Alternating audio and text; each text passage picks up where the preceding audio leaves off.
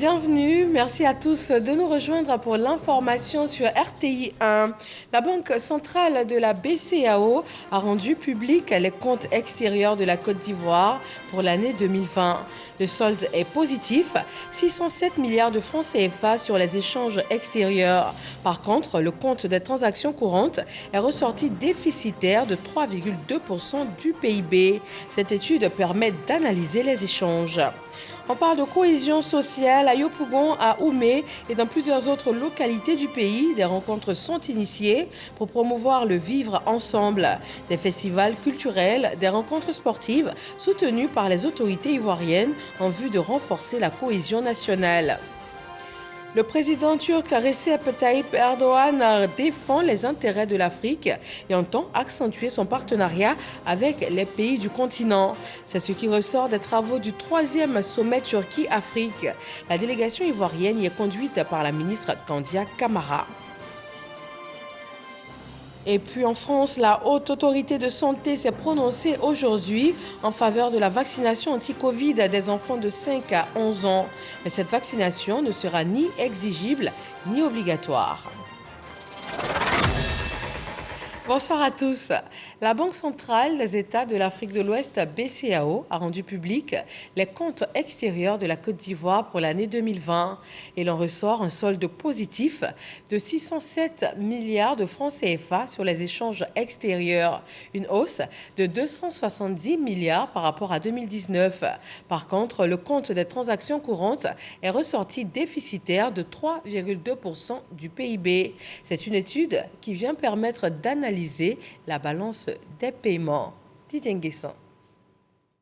C'est un exercice annuel de bonne gouvernance auquel se soumet la Côte d'Ivoire. La diffusion des comptes extérieurs du pays et 2020 ne déroge pas à la règle. Pour ce faire, 815 entreprises et institutions internationales ont été enquêtées. Les statistiques de la balance des paiements jouent un rôle important dans le domaine de l'analyse économique, notamment en ce qui concerne l'appréciation de la compétitivité d'une économie en matière d'échanges extérieurs et d'attractivité des flux des capitaux étrangers. En 2020, le compte des transactions courantes est ressorti déficitaire de 3,2% du PIB. Les échanges extérieurs de la Côte d'Ivoire, par contre, ont abouti à un solde global positif de 607 milliards de francs CFA après l'excédent de 477,7 milliards de francs CFA enregistré en 2019. C'est l'analyse pertinente de ces données qui permet aux décideurs de faire des choix éclairés de politique économique et financière, d'anticiper et de réagir avec célérité et efficacité aux changements structurels et aux évolutions conjoncturelles de l'environnement économique national, régional et international. La diffusion des comptes extérieurs résulte de la mission de la Banque centrale des États de l'Afrique de l'Ouest, BCEAO, de superviser et de rendre compte des relations financières des États de l'UEMOA avec le reste du monde. Mettre à la disposition des PME ivoiriennes pour l'année 2022 une ligne de crédit de plus de 1400 milliards de francs CFA. Les banques et établissements financiers s'y sont engagés à la faveur de la 5e édition du forum dénommé « La finance s'engage ». Mahama Traoré. Des PME résilientes et innovantes au plus fort de la crise sanitaire. N'empêche que la pandémie est venue accroître davantage leurs difficultés d'accès au financement. C'est ce que révèle une enquête diligentée par la Confédération générale des entreprises de Côte d'Ivoire, CGECI. Selon Adama Coulibaly, ministre de l'Économie et des Finances, un récent rapport de la BAD, Banque africaine de développement, évalue entre 3,9 et 4,2 milliards de dollars le déficit annuel de financement des PME en Côte d'Ivoire. 80 à 90% des PME d'Afrique subsaharienne connaissent des contraintes de financement importantes. Privées de cet accès au marché des financements, les PME sont obligées de mobiliser en majorité des fonds propres, ce qui n'est pas viable à long terme. Ce qu'on a vu en fait, c'est une proportion d'entreprises déclarant une performance moins bonne que l'année dernière qui a doublé. C'est un manque de flexibilité par rapport aux conditions d'accès au financement. Et puis enfin, c'est un fonds de réponse à la Covid dont seulement 20% des ressources ont été en fait utilisées. 1491 milliards de francs CFA. C'est le chiffre à retenir de ce 5e forum La Finance s'engage.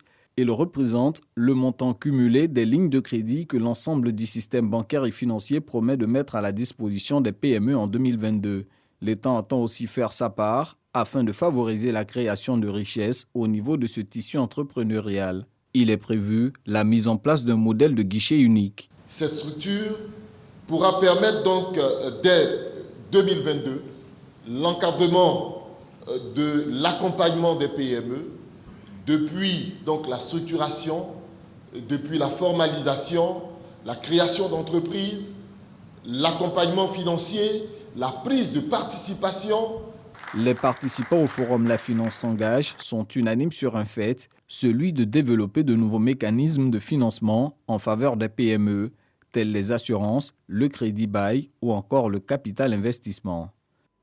On reste en économie. Après 25 années d'activité, la Bourse régionale des valeurs mobilières BRVM et le dépositaire central banque font les comptes. À Cotonou, les acteurs majeurs de ces institutions envisagent d'engager les réformes capables de rendre attractive l'activité boursière. Lancine Bakayoko est notre envoyé spécial au Bénin. En 25 ans d'activité, la BRVM et le dépositaire central Banque de règlement, les deux structures centrales du marché financier de l'UEMOA ont franchi plusieurs caps opérationnels majeurs. Entre autres, le démarrage de la cotation électronique décentralisée, le passage à la cotation quotidienne, la réduction des délais de règlement et de livraison, le passage de la cotation au fixing à la cotation en continu et désormais à la bourse en ligne. Nous étions partis avec 35 sociétés cotées, nous en sommes à 46. Nous étions partis avec une ligne obligataire, nous en sommes à 95. Nous sommes partis de 1000 milliards de capitalisation, nous en sommes à 13 000 milliards. Donc, il y a eu quand même du progrès. Mais il nous faut aller plus loin. Il faut qu'on arrive à attirer plus d'émetteurs obligataires, surtout du secteur privé. Et il faut que nous puissions faire en sorte que le marché, par sa taille globale, représente un pourcentage plus important dans le PIB de notre Union. Les GI ont beaucoup évolué pendant ces 25 années. Elles ont beaucoup contribué au développement de ce marché. Si on est là aujourd'hui, c'est parce qu'il y a des intermédiaires. On est passé d'un nombre de 12, 13 depuis la création à aujourd'hui 33 SGI. Donc notre bilan est satisfaisant. Cette tendance devrait se bonifier avec l'ouverture d'un troisième compartiment dédié aux petites et moyennes entreprises ainsi qu'aux entreprises à fort potentiel de croissance. Quand on a mis de côté, au lieu d'aller dépenser dans les festivités, c'est de mettre de côté, c'est d'investir à la bourse, c'est d'acheter des titres. Et donc ainsi, on contribue à préserver déjà ce qu'on a et on contribue également au bon fonctionnement du marché. Deux panels ont meublé les travaux de Cotonou. Un panel présidentiel animé par le ministre béninois du Plan, Abdoulaye Biotchane, relatif aux défis du financement des économies ouest-africaines. Et un autre, dispensé par de hauts responsables en charge de l'intégration sous-régionale. Le sommet Turquie-Afrique nous conduit à Istanbul. Le président Recep Tayyip Erdogan entend accentuer son partenariat avec les pays africains. La délégation ivoirienne conduite par la ministre Kandia Camara a pris part aux travaux et ensuite une rencontre avec la communauté ivoirienne vivant en Turquie a permis de faire un premier bilan de ce sommet. Le compte-rendu de notre envoyé spécial à Istanbul, Michel Digré. 10 chefs d'État et 102 ministres ont pris part à ce sommet qui resserre davantage les liens entre la Turquie et l'Afrique. Le président Recep Tayyip Erdogan est aux côtés des pays africains pour défendre leurs intérêts. C'est une grande injustice que le continent africain, avec sa population de 1,3 milliard d'habitants, ne soit pas représenté au Conseil de sécurité de l'ONU. Les développements de ces dernières années nous montrent à tous que permettre aux 5 pays membres de l'ONU de désigner le destin du monde entier était une erreur. Autre sujet abordé au cours du sommet, les relations commerciales entre la Turquie et l'Afrique. Nous voulons saluer et soutenir le président dans son projet visant à accroître le volume de ses échanges avec l'Afrique et de le porter à 50 milliards de dollars dans les années à venir. La ministre Kandia Camara a par ailleurs porté un message du président Alassane Ouattara à son homologue turc. Après le sommet, Kandia Camara a tenu à rencontrer les consuls honoraires de Côte d'Ivoire, mais également la communauté ivoirienne vivant en Turquie et en Ukraine. Je voudrais, au nom du personnel de l'ambassade et de la communauté ivoirienne, vous adresser mes vifs remerciements pour cette rencontre que vous avez accepté de tenir avec nos compatriotes en dépit de votre agenda chargé. Les ministres Kobenan Kwasi Adjoumani et Pierre Demba ont présenté quelques acquis de ce sommet. Nous avons pu travailler avec mon homologue turc pour voir comment on peut avoir l'assistance nécessaire pour aller très vite, pour profiter donc de leur vécu et ne pas faire les mêmes erreurs qu'eux, pour la conception, l'organisation et la mise en place d'un système de santé publique qui touche toutes les couches de la population. Si les Turcs s'installent en Côte d'Ivoire pour développer des secteurs d'activité comme la transformation du cacao, de notre noix de cajou, pour faire du riz, pour envoyer des machines vraiment de dernière génération, et en la matière, la Turquie est bien placée. C'est vous qui allez le plus en profiter. Et la ministre Kandia Camara d'enfoncer le clou. Vous avez entendu le président plusieurs fois dire, c'est vrai, il y a un ministère de la diaspora, mais c'est pour préparer le retour de nos frères et sœurs de la diaspora. Pour dire qu'il y a de la place pour vous, il y a des opportunités pour vous. Nous sommes venus encourager, comme on a dit, les Turcs à venir en Côte d'Ivoire.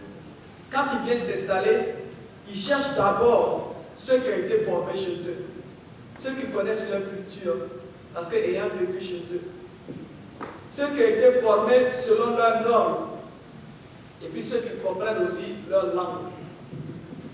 Et les Turcs viennent de plus en plus nombreux, donc il y a du travail. Les liens entre l'Afrique et la Turquie se sont fortement améliorés sous l'ère Erdogan. Il y a 13 ans, 10 ambassades africaines étaient présentes à Ankara.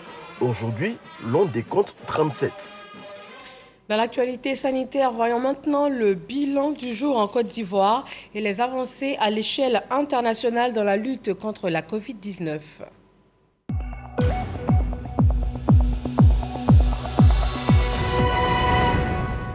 La Côte d'Ivoire compte aujourd'hui 47 nouveaux cas de Covid-19, 19 personnes déclarées guéries et 0 décès.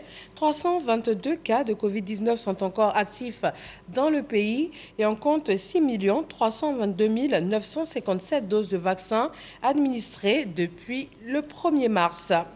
En France, la Haute Autorité de Santé s'est prononcée aujourd'hui en faveur de la vaccination anti-Covid pour les enfants de 5 à 11 ans. Mais cette vaccination ne sera ni exigible ni obligatoire. La Haute Autorité propose que les parents qui le souhaitent puissent donc faire vacciner leurs enfants à compter de la mise à disposition des doses en formulation pédiatrique. Elle préconise aussi de vacciner en priorité les collégiens de moins de 12 ans.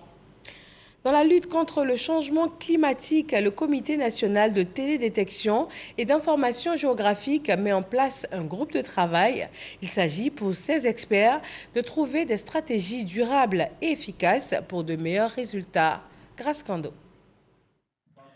Un groupe de travail composé d'acteurs gouvernementaux, scientifiques, publics et privés a planché sur les changements climatiques. Quel outil de résilience face à la dégradation de l'écosystème ivoirien? C'est une initiative du Comité national de télédétection et d'information géographique, CNTG. 12 mois après, l'heure est à la restitution. Le résultat, il y a un portail. Il y a d'abord tous les acteurs qui sont dans le domaine et qui doivent être impliqués, ont été répertoriés. Les problématiques qui sont soulevées dans les différents secteurs ont été répertoriées. Et des outils concrets au niveau de la technologie, au niveau des projets pilotes ont été identifiés et sera mis en exécution. Selon le ministère de l'Environnement et du Développement durable, ces résultats contribueront aux efforts que la Côte d'Ivoire déploie pour l'atteinte de ses ambitions dans les initiatives bas carbone. Non, mais nous saluons cette initiative qui contribue à améliorer nos activités au sein du ministère de l'Environnement et du Développement durable, surtout en matière de changement climatique. Nous revenons de la COP 26 à Glasgow et beaucoup de résolutions ont été prises. La Côte d'Ivoire aussi a beaucoup gagné dans cet échange d'énergie et de vision. Et nous trouvons que c'est une occasion, encore une fois, d'échanger avec la population, toutes les strates de la société, pour que chacun puisse être l'acteur ou le défenseur de son environnement. Les résultats des travaux seront consignés dans un rapport final et mis à la disposition des décideurs. Dans le prolongement de la protection de l'environnement, l'opération Grand Ménage est à sa 48e édition. En cette période de fête, il s'agit d'assainir le cadre de vie. La cérémonie officielle a eu lieu à Séguéla, dans le nord de la Côte d'Ivoire. Les 6 communes des départements de Séguéla et de Kani ont reçu des lots de matériel de salubrité. Le zoo national d'Abidjan, fermé pour réhabilitation. Un an après, ça y est, les travaux sont terminés. Ce matin, le ministre des Eaux et Forêts a pu le constater. Et c'est un nouveau décor avec aussi de nouvelles espèces animales que le grand public pourra découvrir. Et cela dès demain, date de l'ouverture officielle. Evelyne Yeboué et Didier Nguessan. Aménagement de sécurité interne avec du béton, une vitrine pour une meilleure observation des reptiles, une grille de sécurité depuis le point d'observation, une clinique pour les animaux, un espace de divertissement dédié au public. Ce sont autant d'aménagements qui donnent ce nouveau visage au zoo national d'Abidjan. Fermé en septembre 2020 pour des travaux de remise à niveau, le parc animalier d'Abidjan est maintenant fonctionnel. La grande innovation, c'est le parc d'attractions qui va permettre aux jeunes, aux enfants, en plus d'avoir vu un parc animalier, mais de se divertir avec des attractions cinéma, glacier, jeux d'enfants. Il y aura une pizzeria même. Une occasion longtemps attendue par les employés de cet établissement et par la population. On est très content de la réouverture du zoo. En fait, ça va permettre de relancer les activités du zoo, de montrer à quel point on est concerné par le bien-être des animaux et tous les efforts qui ont été mis en place pour que les animaux du zoo soient en meilleure santé et soient dans un meilleur environnement. Cette ouverture-là est une bonne chose. Pourquoi ? Parce qu'on aura l'occasion de voir peut-être même des espèces même qui étaient en voie de disparition et autres. Là, vraiment, ça serait un grand plaisir pour moi. La rénovation s'est déroulée en 3 phases, le nettoyage du site, l'entretien des bâtiments et l'aménagement des espaces dédiés aux animaux. Le coût global de cette réhabilitation est de 530 millions de francs CFA. Il fallait mettre un accent sur le bien-être des animaux. Donc avant de rajouter des espèces, il fallait d'abord pouvoir contrôler le plan de connexion animale et essayer d'améliorer les conditions animales. Ce sur quoi on a mis l'accent.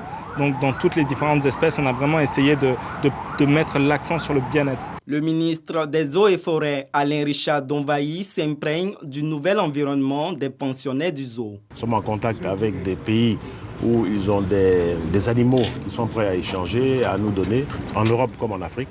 Oui, au niveau sécuritaire, oui, nous avons pris des dispositions, renforcer déjà l'espace où sont les animaux, et puis aussi avec une sécurité humaine autour du site, pour préserver la sécurité des populations qui viennent visiter, mais aussi pour empêcher les intrusions. Le zoo d'Abidjan a été créé en 1972. Il abrite plus de 10 espèces animales. Et voilà qui va assurément attirer du beau monde dans cette période de fête, et cela dès demain 21 décembre. Et en vue de sécuriser cette période festive, la police nationale a démarré une opération spéciale d'appui à la sécurisation, à la fluidité routière et aussi à la lutte contre les incivilités. Elle va courir jusqu'au 15 janvier 2022 à Boussanogo. Préfecture de police d'Abidjan. Les grandes articulations de l'opération dite opération spéciale à la sécurisation de la zone sud, à la fluidité routière et à la lutte contre les incivilités sur les routes sont déroulées en présence du préfet de police d'Abidjan, Siaka Dosso. L'objectif est de permettre aux populations de passer d'agréables fêtes de fin d'année. Le dispositif de fluidité et de lutte contre les incivilités est passé en revue. Il va permettre de faire respecter le code de la route. Pour la réussite de cette opération, les hommes de la préfecture de police d'Abidjan ont reçu 20 motos. Ils vont multiplier les patrouilles dans la zone sud, comprenant Marcory, Trècheville et Koumassi. Aux abords des établissements bancaires et financiers, décongestionner les voies embouteillées, retirer de la circulation et mettre en fourrière les véhicules dans un état de dégradation avancé et aussi empêcher les réparations des véhicules le long des voies. Et permettre à la police d'être proche des événements, pour permettre à nos concitoyens de fêter dans la quiétude et que la circulation soit fluide à leur niveau. Le préfet de police d'Abidjan, Siaka Dosso, s'est lui-même rendu sur le terrain. Ici, nous sommes à la gare nord, dans la commune d'Adjamé.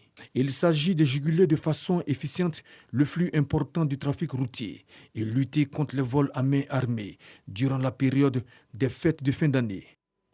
La sécurisation des populations et aussi la lutte contre l'impunité, le racket restent des priorités pour le gouvernement ivoirien.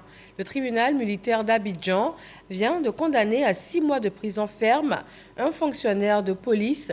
L'homme s'est rendu coupable d'extorsion de fonds sur la somme de 5 000 francs CFA à un transporteur à Boussanogo. L'adjudant de police Adou, condamné à 6 mois de prison ferme pour racket assorti d'une amende de 50 000 francs CFA. Ainsi en a décidé le tribunal militaire d'Abidjan. Sergent-chef au moment des faits en 2015, Adou est en service au commissariat du 28e arrondissement d'Atekoubé. Les faits. Courant 2015, l'adjudant Adou délivre un récépissé provisoire de retrait de pièces au sieur Sawadogo Isaka et lui exige la somme de 11 000 francs CFA comme condition afin de lui restituer les dites pièces. Sawadogo Isaka se rend donc au commissariat du 28e arrondissement pour payer et récupérer les pièces de son véhicule. Finalement, au lieu de 11 000 francs, c'est la somme de 5 000 francs que Adou accepte et lui restitue les pièces sans délivrer de reçu au contrevenant. Il va toutefois lui réclamer le récépissé de retrait de pièces. Trouvant cette attitude suspecte, Sawadogo Isaka saisit l'unité de lutte contre le racket, qui à son tour rend compte au commissaire du gouvernement, le contre-amiral Ange Kessi Berna Kwame. Après 2 semaines d'audience, le tribunal militaire d'Abidjan l'a condamné à 6 mois fermés de prison pour des faits d'extorsion de fonds assortis d'une amende de 5 000 francs CFA. Le prochain procès contre le racket et la corruption aura lieu le mercredi 22 décembre au tribunal militaire d'Abidjan. Plus de 400 élèves officiers, chapelains et juges de la paix ont reçu leurs épaulettes. La promotion contre-amiral Ange Kessi est à sa première graduation après une première étape de la formation qui, elle, va durer encore 2 années. Avec ces insignes, ils sont des officiers défenseurs des droits de l'homme, des juges de la paix et d'aumôniers militaires. Laure Goretti et Didier Nguissan. Plus de 400 élèves officiers, chapelains et juges de la paix promotion contre-amiral Ange Kessi ont reçu leur première graduation. Ces insignes font d'eux les officiers défenseurs des droits de l'homme, des juges de la paix et des aumôniers militaires de la WCAHR UN Africa. Aujourd'hui, c'est une grâce pour moi, un honneur d'être parmi les officiers, chapelains et juges de paix pour le compte des Nations Unies. Recevoir une épaulette aujourd'hui, pour moi, ça représente beaucoup de fierté. Et je me sens gracieuse, je me sens privilégiée parmi tant d'autres personnes sur le territoire ivoirien. Ces élèves officiers comptent aussi des élèves venus du Ghana et du Tchad. Le général Joseph Mathias Lebailly, haut commandant de la WCAHR UN Africa, a rappelé aux impétrants qu'ils sont des soldats sans armes. Le commandement Afrique de notre organisation, que j'ai l'honneur de diriger, a pour mission régalienne le renforcement de la cohésion nationale entre tous les habitants d'ici et d'ailleurs, sans distinction de race, de religion, de région, de parti ou mouvement politique. Nos grades sont des grades militaires et ces grades militaires sont reconnus dans tous les pays qui ont ratifié la Charte des Nations Unies. Cette graduation intervient après la première phase de formation. La suite s'étendra sur les 2 années à venir. Le parrain de la cérémonie, le contre-amiral Ange Kessi, a encouragé ses filleuls à l'abnégation au travail. Vous êtes là pour donner à la paix ses lettres de noblesse. Vous avez embrassé une carrière, celle qui défend la paix. Parmi vous, certains seront juges. Ceux qui seront commis à d'autres fonctions en rapport avec la paix, je vous suggère de le faire avec amour, avec dévouement, avec volonté. La WCAHR UNAFRICA est une organisation internationale pour la défense des droits de l'homme avec pour mission, entre autres, la formation des juges de paix ainsi que des officiers aumôniers, l'ouverture de cours de médiation et de paix dans les pays africains ayant ratifié la Charte des Nations Unies. Sur la scène culturelle à Boisseau, c'est la fin de la 4e édition du festival touristique, gastronomique et commercial du Sud Comoé, dénommé Sud Comoé Agnentié. Ce festival met en valeur les atouts culturels de la région. Alforassa. Danse à Bodan, Kente, cérémonie de puberté, cérémonie de la nouvelle accouchée, musique tradie moderne, parade royale. Nous sommes de plein pied dans la culture Agni-Sanwi d'Aboisseau, peuple en attraction au festival Sud Comoé Agnentié à Aboisseau, qui connaît son apothéose. Pendant 14 jours, ce festival a permis au peuple Agni-Sanwi de faire montre de ses valeurs culturelles afin d'amener les jeunes générations à se l'approprier. Aujourd'hui, nous pouvons être fiers de la vertu touristique et attractive du Sud Comoé. Notre grande fierté s'appuie sur le fait que cet événement est devenu un outil de promotion de nos valeurs culturelles. Nous restons fiers parce que nos chants, parce que nos danses, parce que nos rites, notre art culinaire, nos instruments de musique, nos parures, nos vêtements sont découverts, connus et admirés de tous. Ce festival qui se veut fédérateur a vu également la présence de plusieurs rois, chefs traditionnels et des membres du gouvernement, dont les ministres Arlette Badou, Sianou Fofana, Anne-Désiré Ouloto, ainsi que de hautes personnalités de l'État, dont l'inspecteur général d'État, Théophile Awandoli, et Jano Aoussou Kouadio, président du Sénat. Chers festivaliers, à travers Sud Comoé Agnentié, vous apportez une contribution significative à la préservation de la cohésion sociale par ce beau brassage culturel qui favorise le vivre ensemble. Votre entente, votre cohésion doit servir d'exemple pour qu'ensemble nous puissions bâtir la Côte d'Ivoire. Il y a un grand bonheur qui arrive à toute la Côte d'Ivoire.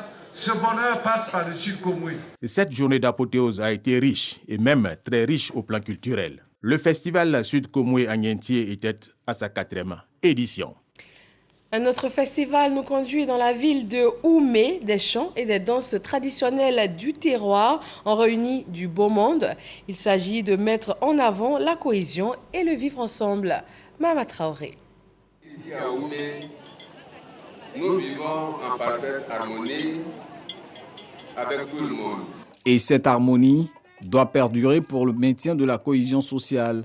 Tel est le pari pris par la jeunesse de la localité en organisant le festival du peuple d'Oumé, Peudoum. L'objectif de cette initiative étant d'unir à travers cette fête des rites culturels séculaires, celles de la fraternité entre les peuples. Ils sont également les puissantes racines pour bâtir notre union, dessiner notre avenir et créer l'amour entre nous. La 2e édition du Peudoum s'est tenue au stade municipal d'Oumé avec pour parrain le ministre Amédée Kouakou. Il a loué la vision de rassemblement qu'incarne ce festival. Chaque fois qu'il va y avoir des Ivoiriens qui vont travailler dans le sens de la paix, dans le sens de la cohésion, dans le sens de mettre tout le monde ensemble, dans le sens d'aller dans la vision du président Alassane Ouattara, nous serons là. Parce que c'est la seule façon de développer notre pays. C'est la seule façon pour que nos jeunes enfants qui sont là, qui vont à l'école, puissent avoir donc du travail. Ce 2e festival Peudoum était placé sous le thème « Culture et coutumes, moyen pertinent de renforcement de la cohésion sociale entre les peuples ». Des danses et chants du terroir ont constitué les grandes articulations. Dans la commune de Yopougon, c'est le sport qui a été choisi pour réunir et pour renforcer la cohésion.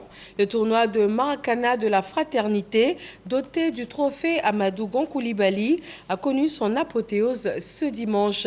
Mahama Traoré et Théodore Zouzou nous conduisent à cette ambiance.